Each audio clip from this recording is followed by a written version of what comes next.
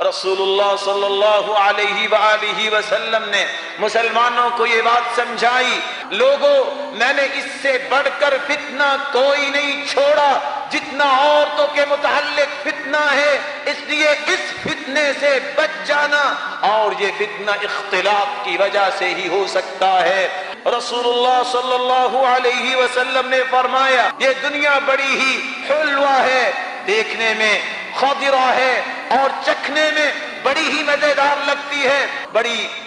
انسان کو بھاتی ہے۔ اللہ نے تمہیں موقع دیا ہے فناظر، اور دیکھ رہا ہے کیف تحملون، تم اس دنیا میں کیسے زندگی گزارتے ہو۔ عورتوں کے فتنے سے بچ جانا اور دنیا میں دھت نہ ہو جانا۔ عورتوں کا فتنہ سب سے پہلے بنی اسرائیل میں آیا، سبب یہ تھا ان کے اندر دو بڑی مصیبتیں آئی، ایک جسم فروش تھے